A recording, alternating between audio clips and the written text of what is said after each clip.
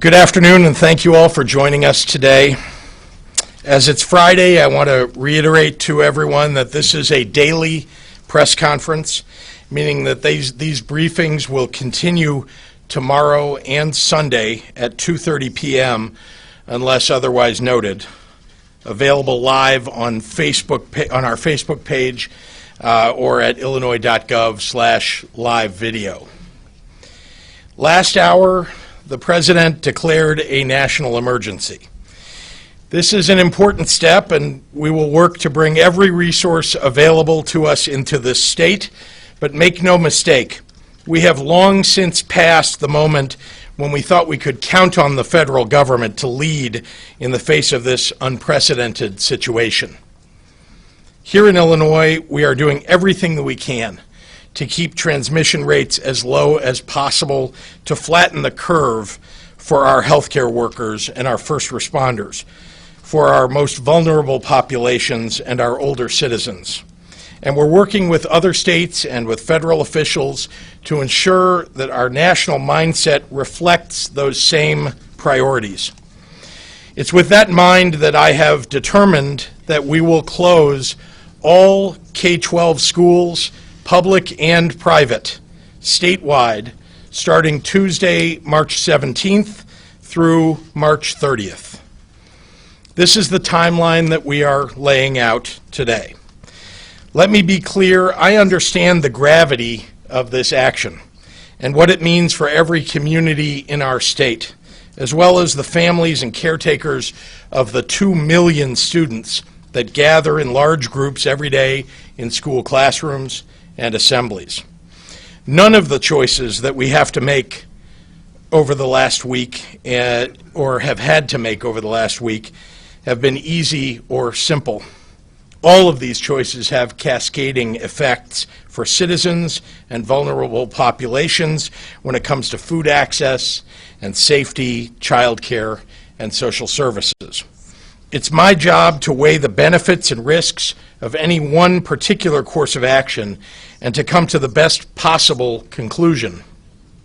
This is the right thing to do, to protect our students and their teachers and school workers and parents. The Illinois State Board of Education will be fully staffed over the coming weekend and during the closure period to help district administrators work through individualized issues and challenges in each community. The Illinois Association of School Administrators is convening a team of experienced superintendents across the state to serve as a resource and as a conduit to my administration for issues that arise as a result of this directive. I want to thank the superintendents, the ones that are standing with me today and all across the state. Dr. Courtney Orzel of Lamont Brombarrack School District 113A, standing with me. Dr. Kimako Patterson of Prairie Hills School District 144. Dr. Brian Harris of Barrington District 220. And Dr. Mike Lubelfeld, North Shore School District 112, and superintendents across the state for their courageous leadership during these difficult times. Our State Superintendent, Dr. Carmen Ayala, is here today to talk more about this decision and our plans to remove certain state mandates during this period in order to offer more flexibility. Let me be clear. No school district will see their state funding cut as a result of this public health crisis. I want to address the first consequence that will come to mind for so many: food access. Our State Board of Education has received the necessary waivers to continue to distribute 2 meals a day to children who qualify for free and reduced lunch through a combination of delivery and parent pickup meal options. ISB is working with local school districts across the state to develop guidelines on how to best distribute meals across the community in a safe and healthy manner. We're also working directly with the 8 major food banks across the state, as well as food manufacturers, to ramp up capacity to serve our most vulnerable children.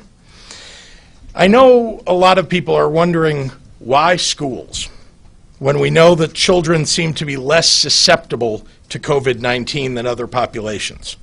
But this is a critical part of our larger social distancing efforts. In addition to kids with immunocompromised conditions, we have teachers and administrators, parents, and the larger population to consider. I'm speaking in the very literal sense when I say that having the general public stay home one day at a time will have a massive effect on bending this curve, and that means lives saved.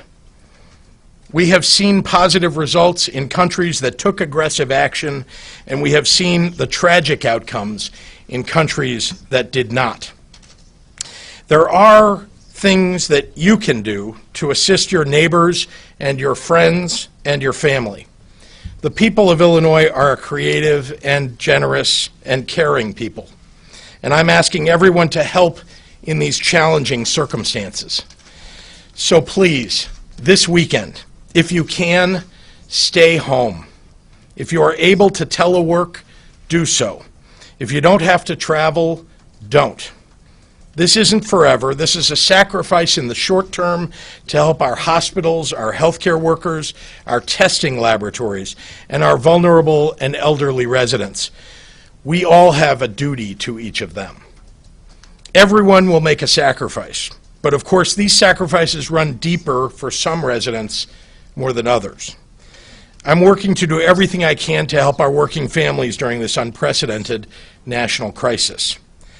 Already we've filed emergency rules granting workers who are unemployed due to COVID-19 access to unemployment benefits. I'm reaching out to the heads of all utility companies around the state to maintain services to all Illinoisans, regardless of their ability to pay. Additionally, in collaboration with Attorney General Kwame Raoul, I have requested the Illinois Commerce Commission initiate an emergency proceeding on a moratorium on shutoffs and changes to payment and collection policies to ensure that Illinoisans aren't saddled with debt if they're unable to pay their bills during this crisis. I'm continuing to press the federal government to massively scale up our testing capacity as a nation. Here in Illinois, our Department of Public Health and our hospital partners have developed a robust testing capability and are ramping up to sufficiently test weekly to accurately surveil our state population. But we need the federal government to step up and provide the necessary support for that effort. On that note, I want to be very clear. Not everyone is going to need a test. We have to prioritize those who are sick enough for the hospital and our elderly residents and individuals who are otherwise immunocompromised. We will all be better off if our healthcare workers have first access to those tests and to all personal protective equipment. Please leave the masks for those who need them. It'll protect you more in the long run. I know this is hard. I know people are scared. But most have never dealt with anything like this before, and it's easy to let rumors take hold and let fear drive us. I will continue to be fully honest and transparent with you.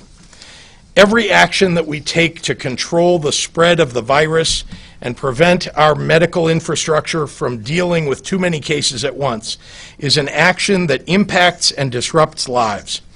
And all of the evidence that medical experts have provided us is that even 24 hours can make a difference when it comes to the timing of these decisions. I will not have us look back after we are through the immediate challenges and say that we didn't take action soon enough. I will leave nothing on the table when it comes to protecting our communities. We've seen what happens in places that didn't move quickly enough. I ask all of you not to hesitate to do the right thing for your family, your friends, and your community. One small step at a time. We will get through this together. Thank you, and now I'd like to introduce our State Superintendent, Dr. Carmen Ayala.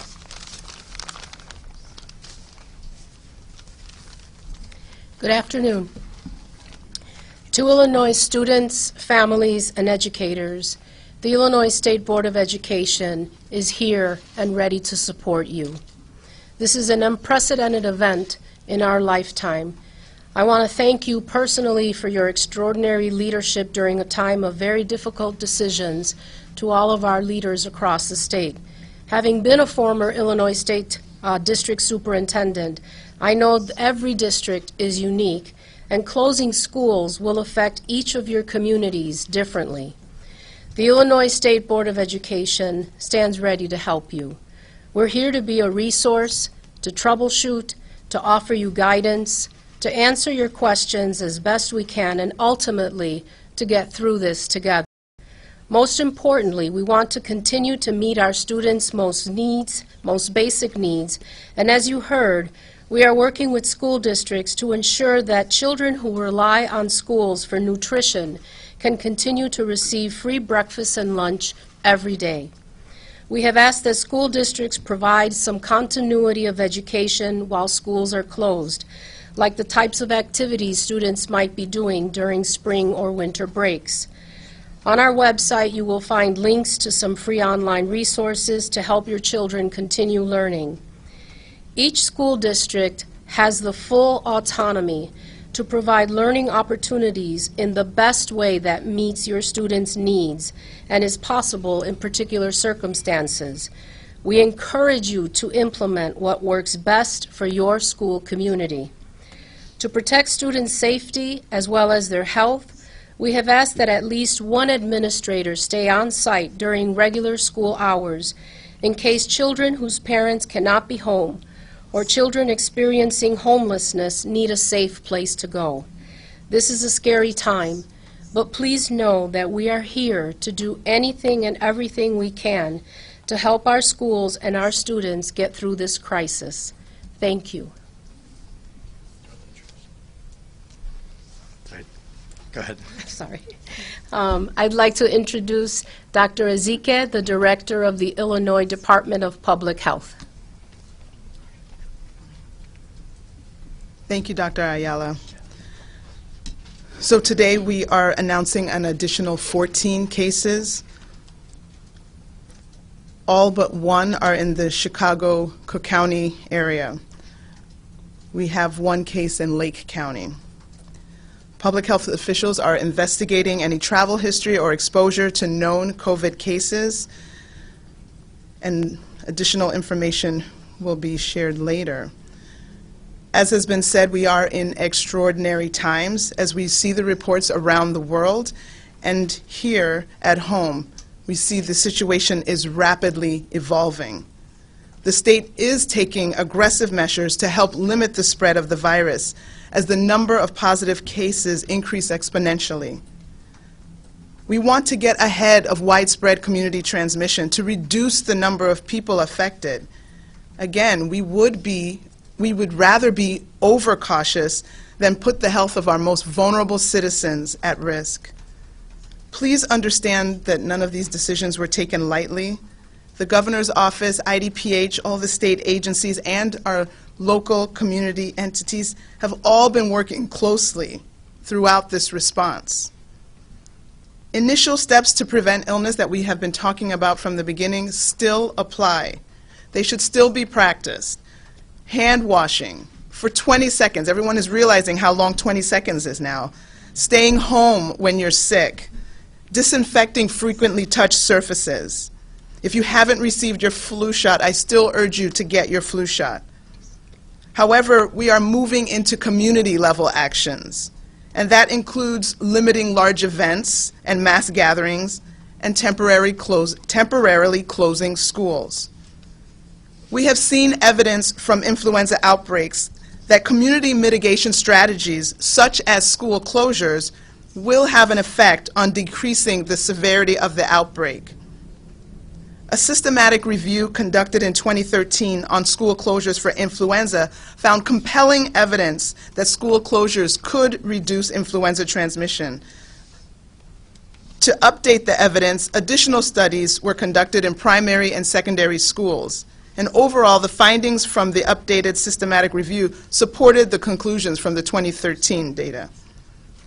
Looking back 100 years to the 1918 pandemic flu, 13 studies investigated preemptive school closures, in which schools were closed with the aim of slowing transmission in the community.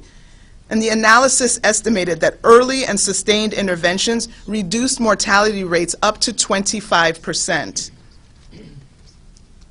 Some studies estimated that waiting to close schools didn't result in reducing the total attack rate and duration of school outbreaks and the spread of influenza. Information from other countries has also shown that the virus causes more severe illness in older individuals. Younger adults, including children, may not suffer severe illness, but they could unknowingly pass the virus to someone who is more susceptible to complications. Closing schools will not only help the students and the teachers that are over them, but also help reduce spread of the virus on a larger scale, as it takes one community setting out of the equation. By taking these actions now, we really hope to slow and limit widespread transmission, which is essential to ensuring our healthcare system is not overwhelmed as the disease progresses through our state. We also need residents to continue to help with the response. We are trying to reserve our resources, such as the governor mentioned, our protective gear, gloves, and masks. Save those for the healthcare workers who are on the front lines, who are at the greatest risk of infection, and who need to continue working through this situation. We do need to emphasize that there are a limited number of tests available. So we do ask that people who do not have symptoms or have mild symptoms stay home. We're trying to prioritize those tests for individuals who are at the highest risk for severe illness. Like it or not, this virus is here in Illinois, and it will continue to spread. We will continue to have increasing numbers of cases, but we want to minimize the severity of illnesses and deaths associated with it. If we can decrease the rate at which we are seeing new infections, fewer people will be ill at the same time, which will help us to prevent the overwhelming of our healthcare system. We want to be in a position to be able to take care of our sickest residents and be able to hospitalize and give the advanced level care that each individual needs. We think that school closures will help us achieve this, and so we're asking for everyone's help and support in this effort. If you have general questions about COVID-19, I still refer you to our website at dph.illinois.gov. Our hotline is at 1-800-889-3931. Again, we are asking that everyone do their part to limit the spread and protect those who are at highest risk of infection by staying home and limiting going out.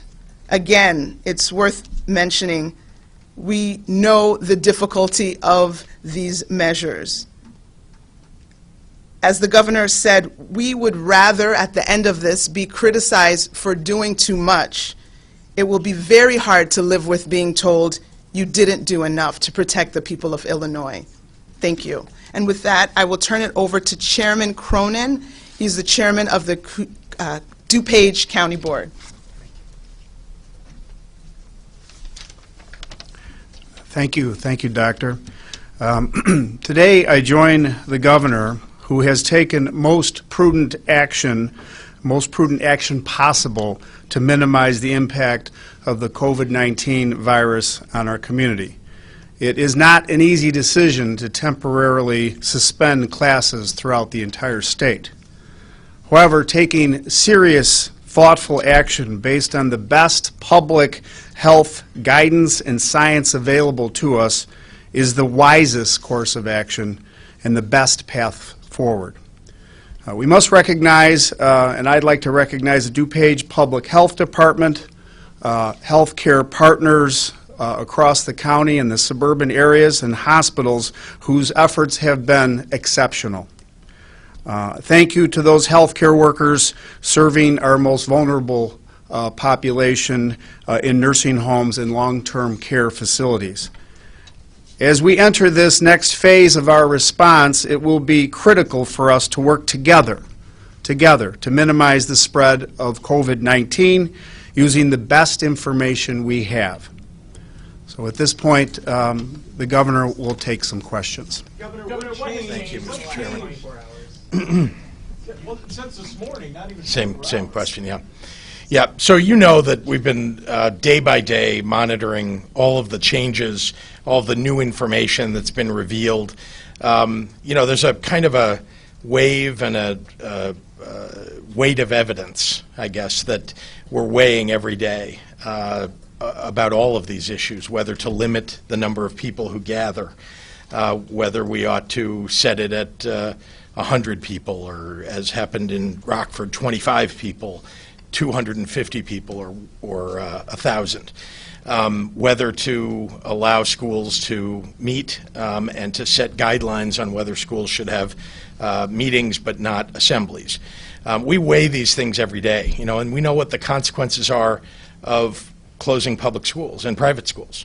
And so, it's the weight of the evidence here in the end. And I would say, number one, what we're seeing is across the country that the scientists and the doctors who are advising all of us who lead states are basically coming to the conclusion that social distancing is the right answer, and that we need to make sure that we're protecting not just our elderly, but also all of our adults and all of our children, and separating people so that there isn't a young person that happened to be transmitting to an older person because they're in school together. So that's something that we were weighing, and I made a number of calls as I was contemplating this. We're now, I think, the 8th state to close our schools. Los Angeles, as you know, has closed its schools, Michigan, and so on. And I looked at all of that. I made calls to some of the governors who've made those decisions to listen to what evidence they're looking at. And I came to the conclusion in the end, in consultation with superintendents, in consultation with the mayor, in consultation with others across the state, that this is the right answer. Let me add one more thing. Hundreds of thousands of students are already out of school because their school districts chose to close. I think the number is up to about 280,000 now, students who are out of school because their school districts chose to make the decision not to meet. And so looking at that, looking at the other evidence, the scientific evidence, I came to the conclusion this is the right thing to do. Why have school on Monday then? Yeah. And also, where is the mayor? Is she on board with this? Why is she not here, and why is the city public health director not here? I've been in consultation all day. They're quite busy also figuring out all of the things that they'll need to be doing, as will many of the people standing behind me figuring out all the steps that will need to be taken in their various districts. And there's an understanding here that we need to protect families and communities. That's really what this is about. It's protecting entire communities from what could happen as a result of the schools actually getting back together. You asked about why Monday. Yeah, we wanted to make sure, when you make this decision, you don't make it lightly. And one of the things that school districts are concerned about is if you're sending kids home, will they have lesson plans? Will they have e-learning? Some schools have e-learning. Some kids have available to them internet. Others don't.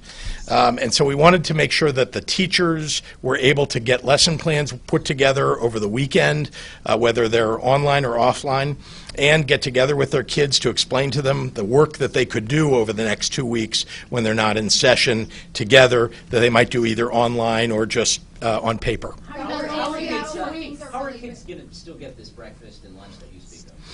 So we've been working very hard on that, and as you know, Chicago Public Schools, for example, in the fall, as a result of the strike over a couple of weeks, they were delivering meals to neighborhoods. That's one example. We will be working very hard to deliver meals to neighborhoods, particularly to the kids, either directly at their homes or in locations where they can pick it up. We've been working on that. We'll be working on that all weekend and all through Monday until kids are out of school. It's very important to me. This is one of the big considerations, frankly, when you talk about closing schools, not just about Chicago. This is true all across our state. I mean, we have a very large population of kids who are on the free lunch program or reduced rate lunch program. So we want to, these are kids who sometimes don't get another meal in the day, so we want to make sure we're delivering those meals so they can access them. How will you determine whether or not to reopen schools at the end of the month? Well, 2 weeks. Look, we're going to look at every day. To be honest with you, we are looking at all the evidence of what more should we be doing. Can we alter the way we're handling things? Because this is all about safety and health of the people of Illinois. So we'll be looking at the evidence. We'll see, by the way, school districts across the country have chosen to do this. We'll be seeing whether the incidences are curving the right way. Even over the next 2 weeks, there will be people who choose to self-isolate and so on as a result of the decision that we made here. And we'll make another decision, like we have every day. Every day, I hate to say in this situation, this very challenging situation, every day is a new day. I was going to say we wake up to something new, but honestly, we're working all night long. And the truth is that we get new information every day because there's so much we don't know. And so we'll be making this decision, frankly, every day through the 2 weeks. If we could go back into school earlier, we'll choose to do that. But as we approach the end of this 2-week period, we'll make a decision. But I think that 2 weeks is the right time. Senator Rose, I just wanted to be clear. Yes. Was it your impression after talking with Mayor Lightfoot that she was on board with this completely, or what? Yeah, I think, look, these are hard decisions to make, and it isn't like, you call somebody up, any of the people behind me. It's not like, you wake up and think, today, this is the day we're going to do it. You're always weighing these things, and again, it's a 60-40, 70-30 kind of decision. There's always some downside to making a decision, but there are tough decisions to be made, and as you know, the mayor is not immune to making tough decisions. Neither am I, and so we work collaboratively. We talked, at least several times, maybe half a dozen times during the course of the day, starting early this morning. Just so parents are prepared, though, in Seattle, where obviously the situation is much worse than here, they have closed schools through the end of April. Yeah. Should parents, you said you want to be transparent, should parents be prepared that schools here could stay closed into April if the cases continue to climb, even if it's not the huge boom you're trying to prevent? If we're still seeing cases, should parents be prepared for something like that? Look, this is unprecedented, so it's very difficult to give guidance about something in the future that you're asking about. I don't think that I would tell parents to prepare necessarily for a very lengthy time period out of school. On the other hand, I would say to parents, they should be monitoring this every day. They should go to the IDPH website. They should be listening in on these broadcasts. They should be listening mostly to our healthcare professionals, and we'll be making decisions as we go, but as of now, we think this is the right period of time. Do districts have to pay all their staff? I'm sorry, I'm heading, Do districts yeah. have to pay all their staff, including hourly staff, bus drivers, cafeteria workers, things like that during this time off? What about daycare centers? Maybe I could turn it over to Carmen. Sorry, Dr. Ayala, would you mind answering that question about school districts? I think it'll be different in different places. Specifically for school districts, these days would be classified as Act of God days.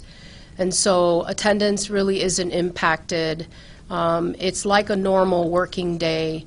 And so the preliminary information that we're looking at is that school personnel would continue to be paid during the Act of God days and the emergency days.